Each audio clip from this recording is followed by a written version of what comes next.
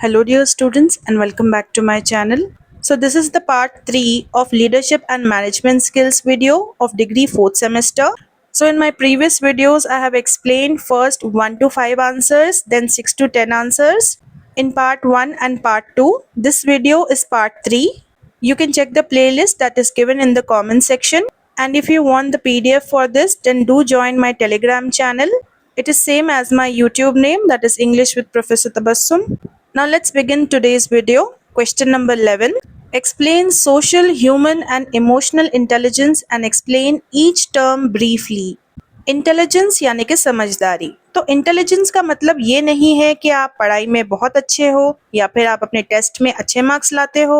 All this is just a part of intelligence. Intelligence का मतलब ये भी है कि आप किस तरह लोगों के साथ डील करते हो और किस तरह अपने खुद के फीलिंग्स को भी समझते हो, उनसे भी टैकल करते हो। 3 ऐसे इंटेलिजेंस है जो कि मोस्ट इम्पॉर्टेंट है। First is social, second is human and emotional intelligence. First let us understand social intelligence. Social intelligence यानी कि काबिलियत, एबिलिटी, किस तरह आप लोगों से अच्छी तरीके से बातचीत कर पाते हो, इंटरैक्ट कर पाते हो। इसका मतलब ये है कि आपको पता है कि किस तरह लोगों से बात करते हैं, उनकी बातों को सुनते हैं और किस तरह लोगों के साथ काम किया जाता है। फॉर एग्जाम्पल, जब कोई स्टूडेंट अच्छा काम करता है किसी भी ग्रुप प्रोजेक्ट में, सबकी बातों को सुनकर, सबके आइडियाज़ को सुनने के बाद, सो इट मीन्स कि उस स्टूडेंट में सोशल इंटेलिजेंस है। Next is human intelligence. ये बेसिक सोचने का तरीका होता है किसी भी इंसान का। It is the basic thinking ability of a person, कि वो किस तरह नई चीज़ों को सीखता है, प्रॉब्लम्स को सॉल्व करता है और किस तरह फैसले लेता है, how he makes decisions. For example, अगर कोई इंसान मैथ्स की प्रॉब्लम को सॉल्व कर पाए या फिर समझ पाए किसी भी नए साइंस के कॉन्सेप्ट को, तो इससे पता चलता है कि उसमें ह्यूमन इंटेलिजेंस है।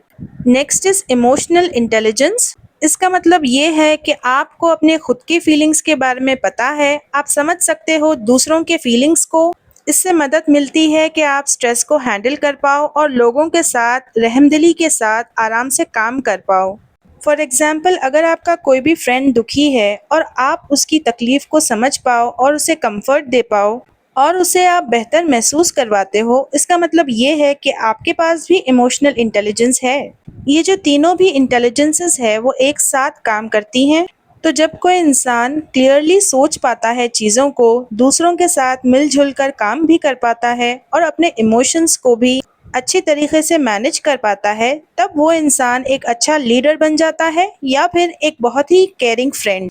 ऐसे लोग मदद करते हैं क्लास में, काम में या फिर एवरीडे रिलेशनशिप्स में। कंक्लूजन यानी कि and, social, human and emotional intelligence, ये तीनों भी बहुत ही इम्पॉर्टेंट हिस्से होते हैं किसी भी इंसान के ऑलराउंडर बनने के लिए। इन स्किल्स को प्रैक्टिस करके कोई भी इंसान इम्प्रूव कर सकता है कि किस तरह वो दूसरों के साथ काम करेगा और अपनी ज़िंदगी को बेहतर बनाएगा, बेटर चॉइसेस लेकर लाइफ में। Question number 12, how do you transform challenges into opportunities. Challenges यानी कि प्रॉब्लम्स या फिर मुश्किल वक्त जो हम सब की लाइफ में कभी ना कभी आता है। तो जो समझदार इंसान होता है, जब उसकी लाइफ में चैलेंजेस आते हैं तब वो इंसान हार नहीं मानता और कोशिश करता है कि इन चैलेंजेस को मौक़ों में बदल दे, यानी कि चांसेस में बदल दे। ऐसे चांसेस जिससे आप कुछ सीख सकते हो और लाइफ में आगे ग्रो भी कर सकते हो। तो ये किस तरह करते हैं, इसके कुछ स्टेप्स है। First one, changing the way you think. तो जब कोई प्रॉब्लम आती है, बजाय इसके कि आप ये कहो आई कांट डू दिस, आप ये सोचो कि I can learn something from this, यानी कि मुझे एक मौका मिला है इस प्रॉब्लम से कुछ सीखने का। इस तरह का चेंज अगर आप अपने माइंड में कर दो, तब आपको नए रास्ते मिलेंगे अपनी प्रॉब्लम्स को सॉल्व करने के। Next is learning from mistakes.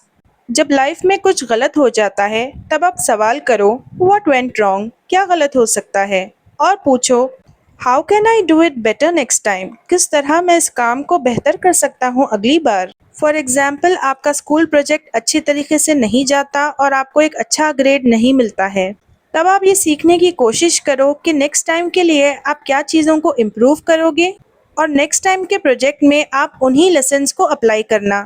Next is staying positive. आप इस बात में यकीन रखो कि आपकी जो भी प्रॉब्लम लाइफ में आती है उसके पीछे एक चांस छुपा होता है कि आप खुद को इम्प्रूव कर पाओ। यहाँ तक कि एक छोटी सी प्रॉब्लम भी एक बहुत बड़े आइडिया तक आपको लीड कर सकती है। Last is planning to overcome problems. जो भी चैलेंजेस आपकी लाइफ में हैं उनको छोटे पार्ट्स में आप डिवाइड कर दो और फिर सिंपल स्टेप्स का इस्तेमाल करो ताकि आप इजीली अपने चैलेंजेस को मैनेज कर पाओ। आप एक प्लान लिखो and then step by step उस प्लान को फॉलो करो। फॉर एग्जाम्पल, आप इमेजिन करो कि एक स्पोर्ट्स की टीम ने एक मैच को हारा है, तो बजाय इसके कि वो अपनी कंप्लीट हार के बारे में सोचे, जो कोच होता है वो स्टडी करने लगता है कि आखिर क्या गलत हुआ और फिर उन स्किल्स को प्रैक्टिस करता है, फिर प्लान्स बनाता है कि अगली बार टीम को जिताने के लिए ये सारे इम्प्रूवमेंट्स किए जाएंगे। कंक्लूजन यानी कि एंड, पॉजिटिव तरीके से सोचकर हम हमारे गलतियों से बहुत कुछ सीख सकते हैं। सिंपल से स्टेप्स को फॉलो करके हम एक प्रॉब्लम को एक चांस में बदल सकते हैं जो कि हमें बेहतर करने का मौका दे ज़िंदगी में। इस तरह की अगर सोच और अप्रोच हम रखें तब इससे हमारी मदद होगी कि हम ज़्यादा स्ट्रांग बने हर उस चैलेंज से जो हम जिंदगी में फेस करते हैं। Question number 13, what is design thinking and explain the purpose of design thinking. Design thinking एक स्टेप बाय स्टेप प्रोसेस होता है जिससे आप प्रॉब्लम्स को सॉल्व कर सकते हो, लोगों की ज़रूरतों के बारे में अपने दिमाग में रख के। इस प्रोसेस की वजह से हम मेक श्योर कर पाते हैं कि जो भी सोल्यूशन हमने निकाला है वो यूज़फुल सोल्यूशन हो, सिंपल हो और लोगों के काम भी आता हो। ये एक मेथड है जो कि स्टार्ट ही होता है इस बात से कि आप अंडरस्टैंड करो कि प्रॉब्लम क्या है, कस्टमर्स यानी कि यूज़र्स के पॉइंट ऑफ व्यू से। इसके बाद में आप आइडियाज़ के बारे में सोचते हो, फिर आप सोचते हो एक सिंपल मॉडल और फिर अपने आइडिया को टेस्ट करते हो कि क्या ये आइडिया काम भी करता है। स्टेप्स इन्वॉल्व्ड, सबसे पहला स्टेप है एम्पैथाइज, यानी कि आप लोगों से बात करो और उनसे पूछो कि उन्हें क्या प्रॉब्लम है और इस बात को सीखो कि उन लोगों को क्या चाहिए और किस तरह वो लोग महसूस करते हैं किसी भी इश्यू को लेकर। So basically empathizing is understanding others' pain, putting yourself in their place and trying to understand. Second one is define. Clearly आप लिख दो कि प्रॉब्लम किस बारे में है, उस बेसिस पे जो आपने सीखा है। थर्ड इज आइडिएट, यानी कि सोचो अलग अलग आइडियाज़ के बारे में जो कि इस प्रॉब्लम को सॉल्व कर सकते हैं। फोर्थ वन इज प्रोटोटाइप, अपने आइडिया का एक सिंपल सा वर्जन बना लो ताकि लोग इसे देख पाएँ और इसे इस्तेमाल भी कर पाएँ। लास्ट इज टेस्ट, असली यूज़र्स को आपके आइडिया को ट्राई करने दो और फिर पूछो उनसे उनका फीडबैक, यानी कि आपके आइडिया के बारे में वो लोग क्या सोचते हैं। पर्पस ऑफ डिज़ाइन थिंकिंग, यानी कि क्या वजह है डिज़ाइन थिंकिंग करने की। तो गोल ये है कि आपको क्रिएट करना है एक सोल्यूशन जो कि परफेक्टली फिट बैठे यूज़र की ज़रूरत के अकॉर्डिंग। तो इस डिज़ाइन थिंकिंग की मदद से मिस्टेक्स कम होते हैं अगर आप इन आइडियाज़ को जल्दी से टेस्ट कर लो।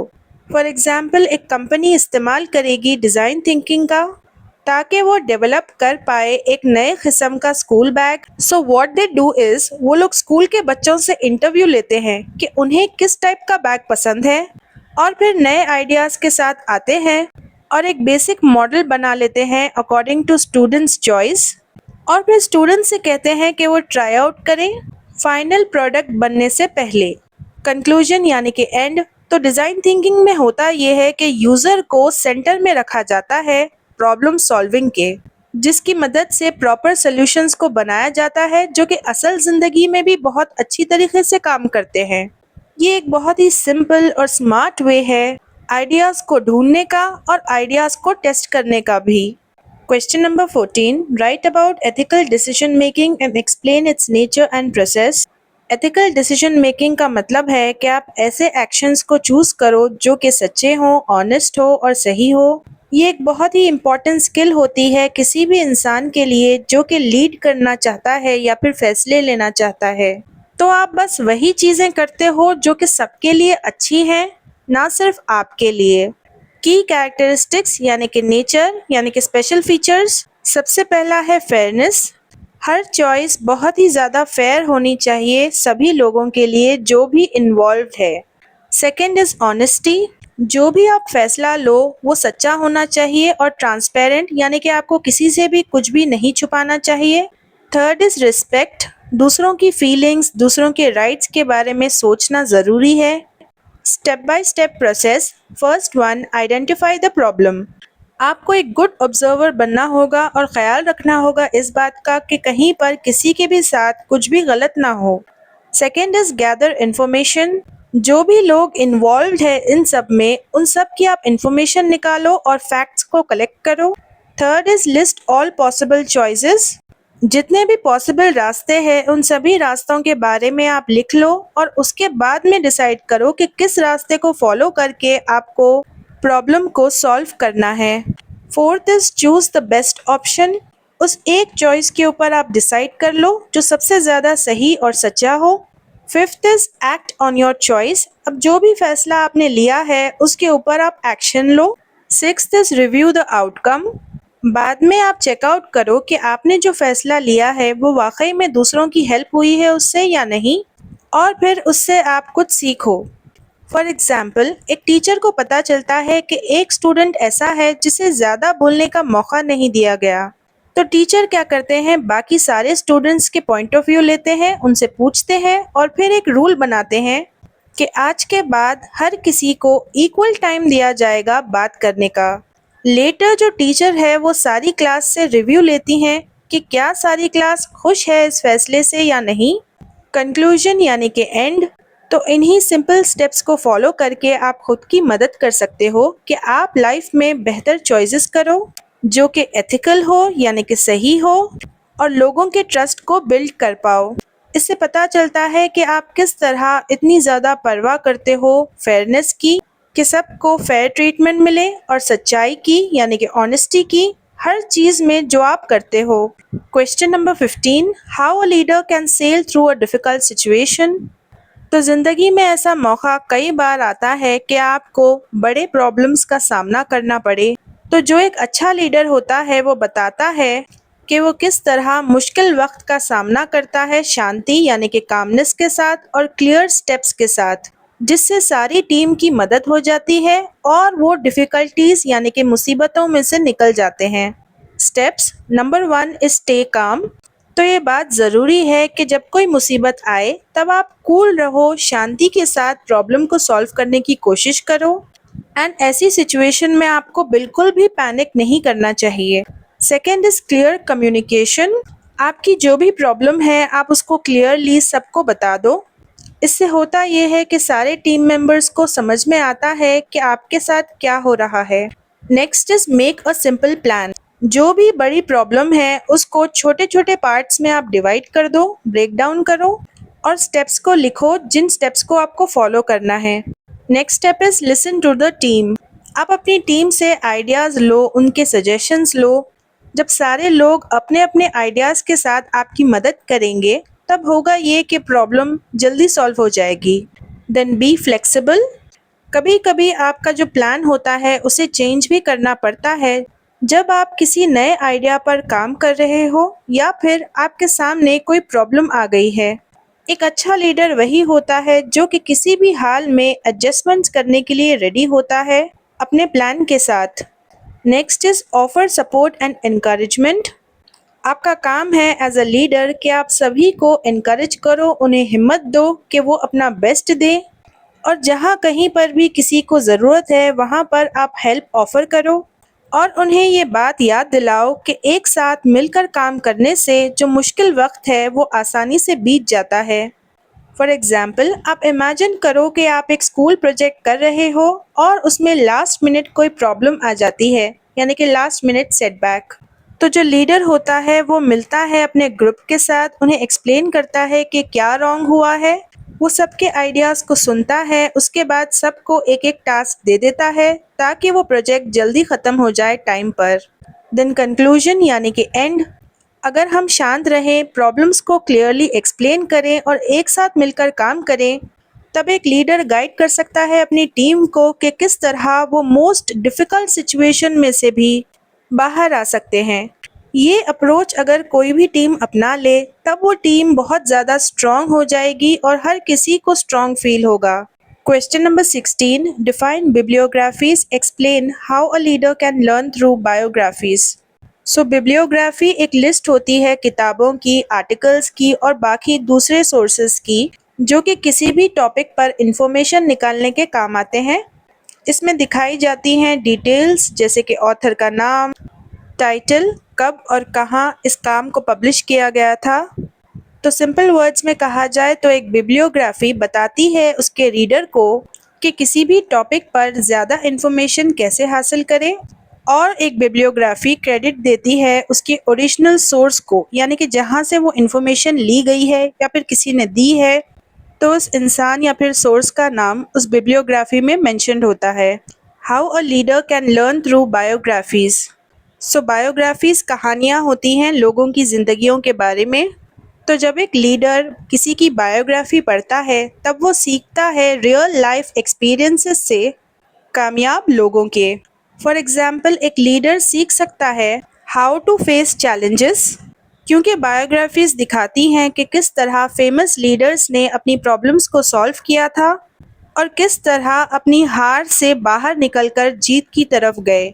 और एक लीडर सीख सकता है अच्छे क्वालिटीज़ को, क्योंकि बायोग्राफीज में लिखा होता है उन लोगों की हिम्मत के बारे में, सच्चाई के बारे में और मेहनत के बारे में।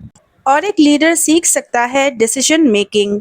जब एक लीडर बायोग्राफीज में पढ़ता है कि कामयाब लोगों ने अपनी लाइफ में क्या चॉइसेस किए थे, तब उसे नए आइडियाज़ मिलते हैं कि किस तरह वो अपने फैसलों को बेहतर बना सकता है, उसकी डिसीजन मेकिंग स्किल्स इम्प्रूव होते हैं।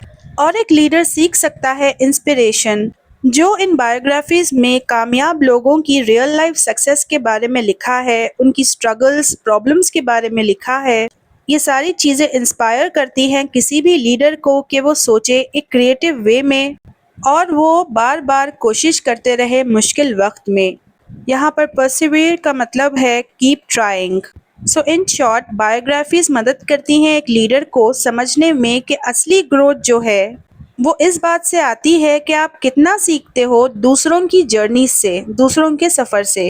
ये नॉलेज लीडर्स की मदद करती है ताकि वो बना पाए नई स्ट्रैटेजीज़ को, अपने कैरेक्टर को इम्प्रूव करे और लोगों को लीड करे एम्पैथी एंड डिटर्मिनेशन के साथ। एम्पैथी यानी कि दूसरों की जगह पर खुद को रख के देखना, दूसरों के दर्द को समझना।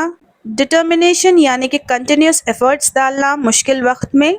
सो स्टूडेंट्स इसकी पीडीएफ टेलीग्राम चैनल पर अवेलेबल है जिसकी लिंक आपको डिस्क्रिप्शन बॉक्स में मिल जाएगी। And do check my playlist for leadership and management skills of degree 4th semester.